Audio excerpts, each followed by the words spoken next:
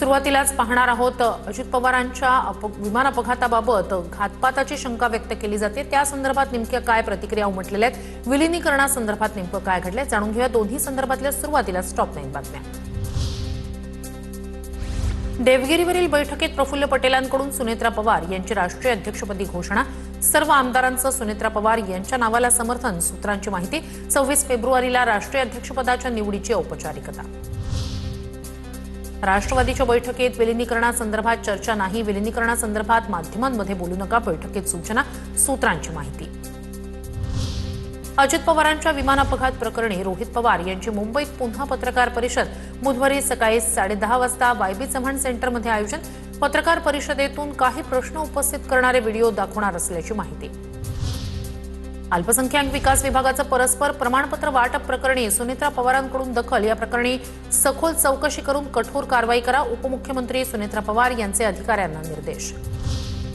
अल्पसंख्याक विकास विभागानं परस्पर प्रमाणपत्र वाटपाचं प्रकरण केल्याप्रकरणी प्रमाणपत्रामागे 25 लाख रुपयांचा मलिदा घेतल्याचं कळतंय। सखोल चौकशी करून कठोर कारवाई करावी, रोहित पवार यांची मागणी।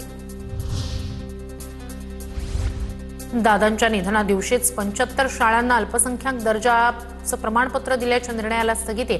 मुख्यमंत्री फडणवीसांच्या आदेशानंतर कारवाई। घटनेची उच्चस्तरीय चौकशी करून दोषींवर कारवाई करण्याच्या सूचना। अजित पवारांच्या अपघाताचा खासगी गुप्तहेर संस्थेकडून तपास होण्याची शक्यता। दिल्ली दौऱ्यात रोहित पवारांकडून 2 खासगी गुप्तहेर संस्थांची भेट। एका गुप्तहेर संस्थेला अपघाताबाबत तपासाचं काम दिलं जाणार, सरकारी तपासावर संशय।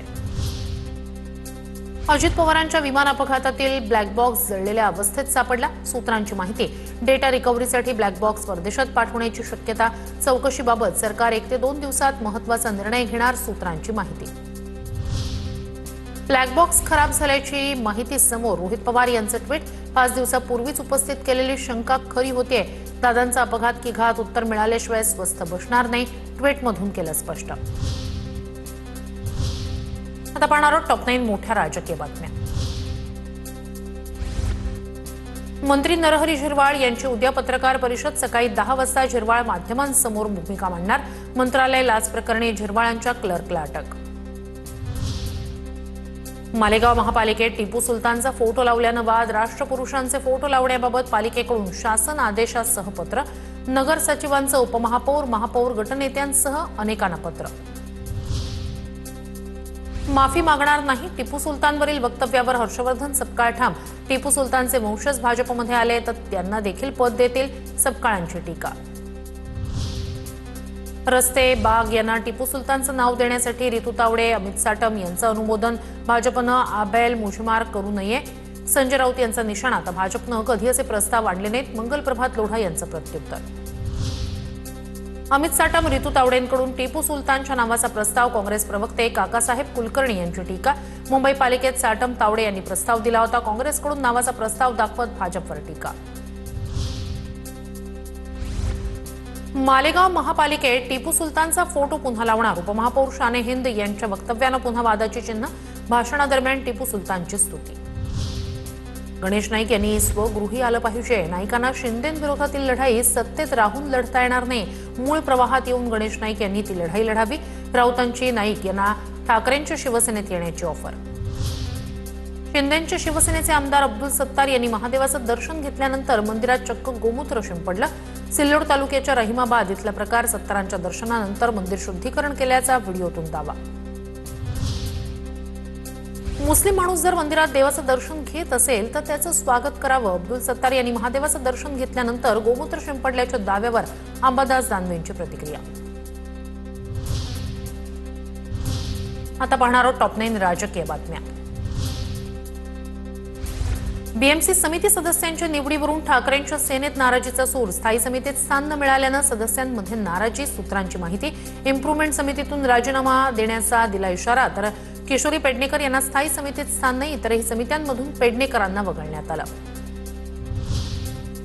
मुंबई महापालिकेत विरोधी पक्षातील नगरसेवकांचा गोंधळ। महापौर रितू तावडेंकडून शिवसेनेच्या गटनेतेपदी अमेय घोले यांच्या नियुक्तीनंतर घोषणाबाजी। ठाकरेंच्या शिवसेनेकडून 50 खोके एकदम ओकेच्या घोषणा।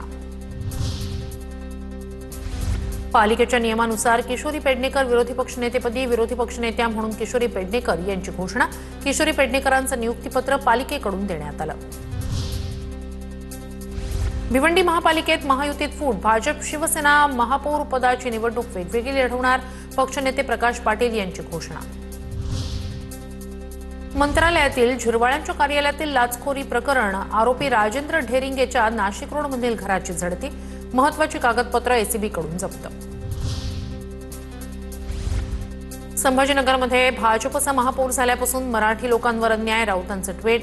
पालिका कर्मचारी हातगड्यांवर कारवाई करत असल्याचा व्हिडिओ राऊतांकडून ट्विट. राऊतांचा महापौर समीर राजूरकर यांच्यावर निशाणा. तर कारवाई पालिका प्रशासनानं केली. समीर राजूरकर यांचं प्रत्युत्तर. छत्रपती संभाजीनगरमध्ये शिंदेंच्या शिवसेनेत गटनेतेपदासाठी रस्सीखेच. गटनेतेपदी त्र्यंबक तुपे की किशोर नागरे याचा निर्णय मुंबईत होणार. समर्थकांची वर्णी लावण्यासाठी संजय शिरसाट आणि राजेंद्र जंजाळ यांच्याकडून लॉबिंग. माजी मंत्री माणिकराव कोकाटे यांच्या अर्जावर होणारी सुनावणी पुढे ढकलली. सदनिका घोटाळ्याप्रकरणी पुढील आठवड्यात सुप्रीम कोर्टात सुनावणी. कोकाटेंना मंत्रिपद किंवा लाभाचं पद स्वीकारण्यास मनाई काय. अजित पवारांच्या राष्ट्रवादीतच 5 ते 6 लोक भाजपचे. बच्चू कडू यांची प्रतिक्रिया. राष्ट्रवादीत राहूनच त्यांना राष्ट्रवादीला कमी करायचे. राष्ट्रवादीत राहणार आणि गुण गाणार भाजपचे. बच्चू कडू यांचा निशाणा.